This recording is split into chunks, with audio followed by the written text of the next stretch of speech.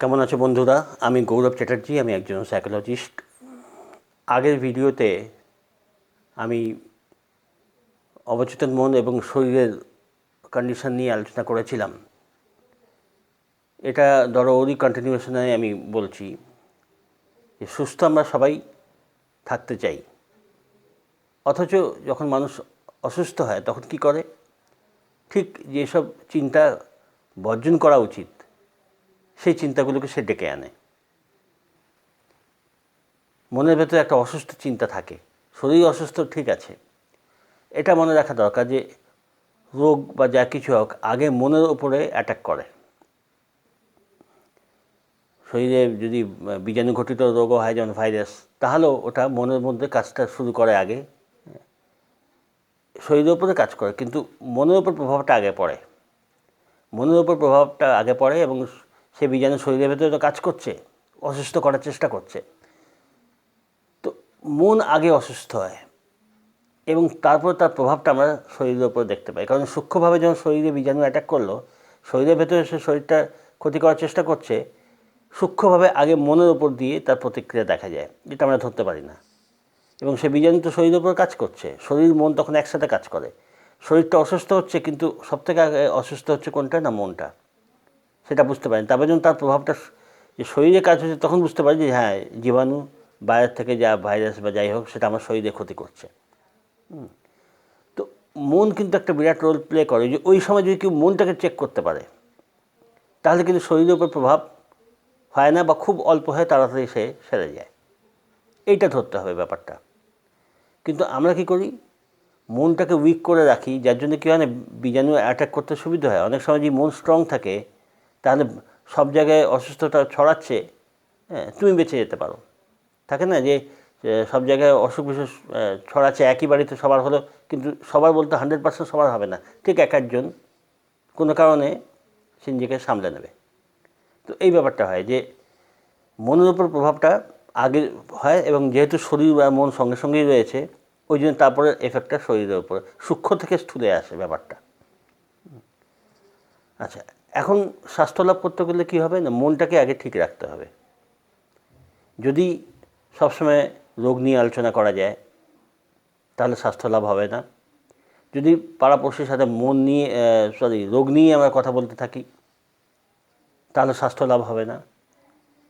যদি অন্যের সঙ্গে কথা বলছি, সে রোগ নিয়ে আলোচনা করছি, একটু একটু হয়, মানুষের সাথে কথা বলার অসুখ বিসুখ নিয়ে কথা হয়, নিজের হলো অন্যের হলো হয়, কিন্তু ওটাই যদি আলোচনায় বিশ্বাস হয়ে যায়, আর আলোচনা সেই সাবজেক্টটাই হয় যে রোগ নিয়ে যতক্ষণ আলোচনা করছি, কথা বলছি, ওই রোগবাগ নিয়েই হচ্ছে, তখন বুঝতে হবে ওটা ক্ষতি করছে। কেন না? ওটা অ্যাফার্মেশন হচ্ছে, নেগেটিভ অ্যাফার্মেশন, রোগের অ্যাফার্মেশন। আর অ্যাফার্মেশন করলে কী হয়, সেটা কাজ করে, শরীরটাকে উইক করে দেবে, মনটাকে উইক করে দেবে। ওই জন্য এইগুলো চলবে না। যদি সুস্থ থাকতে হয়, তাহলে ভেতরের আবহাওয়াটা যেটা, ওটা আসল জিনিস। ভেতরে সুস্থ ব্যক্তির যেমন মনের অবস্থা হতে হয়, সেরকম একটা সুস্থ মানুষের যেমন প্রয়োজন, সেরকম একটা আবহাওয়া তৈরি করতে হবে নিজের ভেতরে। কল্পনা নিজেকে দেখতে হবে, যেমন ভিজুয়ালাইজেশন বলা হয়েছে, ভিজুয়ালাইজ করতে হবে বিছানায় শুয়ে স্থিরভাবে, অথবা ইজি চেয়ারে শুয়ে, যে আমি সুস্থ। একটা সুস্থ মানুষের যেমন মনের অবস্থা হয়, শরীরের অবস্থা হয়, সে এনজয় করে, স্বাস্থ্য এনজয় করে, মনটা তার চনমনে থাকে, খুব সুন্দর থাকে। ওই রকম অবস্থায় নিজেকে দেখতে হবে আর কল্পনা করতে হবে আমি ওই অবস্থায় আছি। 15-20 মিনিট বা যতক্ষণ পারা যায়, 10 মিনিটও কাজ দেয় ভালো। স্থিরভাবে শিথিলভাবে শুয়ে চোখ বন্ধ করে রিল্যাক্সড হয়ে কল্পনা নিজেকে সুস্থ দেখতে হবে, যে সুস্থ অবস্থায় আমি আছি। দিনের বেলা অন্য সময়ও যখনই ভিজুয়ালাইজেশন করা যায়, এবং তারপর ওঠার পরও নিজেকে ওই অবস্থায় কল্পনায় দেখার চেষ্টা করতে হবে, বাস্তবে যাই ঘটুক। বাস্তবে যে এই ডক্টরের কাছে গিয়ে ট্রিটমেন্ট হচ্ছে, তার ডক্টরের সাজেশন নিতেই হবে। তেমন যদি বেশি বাড়াবাড়ি হয়, ডাক্তারের পারমিশন নিয়েই সব কিছু চলা উচিত, ডাক্তারের পরামর্শ অনুযায়ী ওষুধ খেতে হবে, সব ঠিক আছে, ওগুলো করতেই হবে। কিন্তু নিজের কাজ এইটাই, যে মনকে দুর্বল না রেখে মনের ভেতরকার আবহাওয়াটা, কারণ পরিবেশ বা ভেতরের আবহাওয়াটাই কিন্তু আসল। তো ভেতরের আবহাওয়াটা যদি কেউ ঠিক রাখে, সুস্থ রাখে, তাহলে বাইরে তার সুস্থ হতে বেশি সময় লাগবে না। তো ওই জন্য যেমনই হোক না কেন, ভেতরে যদি নিজেকে সুস্থ কল্পনা করা যায়, ভিজুয়ালাইজ করা যায়, হ্যাঁ, আর মনে করা যায় না আমি সুস্থ, বা আমি সুস্থ, খুব শিগগিরই সুস্থ হচ্ছি, তাহলে দেখা যায় ভেতরে একটা জোর পাওয়া যায়। ডাক্তার ট্রিটমেন্ট তো হচ্ছেই, জোর আসতে সুবিধা হবে। তাহলে আস্তে আস্তে আস্তে আস্তে দেখা যায় যে অসুস্থ অবস্থাটা খুব তাড়াতাড়ি সরে গিয়ে সুস্থ হয়ে উঠছি। তো ভেতরের আবহাওয়াটা যেটা মনের, ওটা সুস্থ রাখবার জন্য আপনার চেষ্টা করতে হবে, তাতে খুব সুন্দর ফল হবে। তো ঠিক আছে, এই নিয়ে পরে আরও কথা বলার ইচ্ছে রইল। তোমার সঙ্গে থেকো, ভালো থেকো। আর যদি তোমরা